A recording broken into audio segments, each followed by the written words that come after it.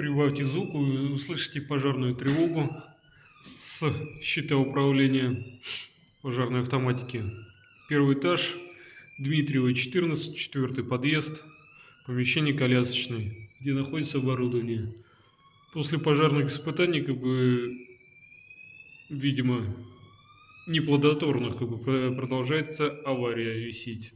Жалобы направлены от жителей, но управляющая контора почему-то не снимает тревогу. Скорее всего, из-за того, что пожарная сигнализация неисправна. Можем посмотреть на пожарный датчик, работает ли он. Индикация есть. Какая-то, моргает.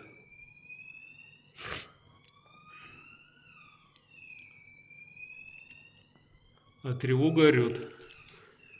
Лифты исправные.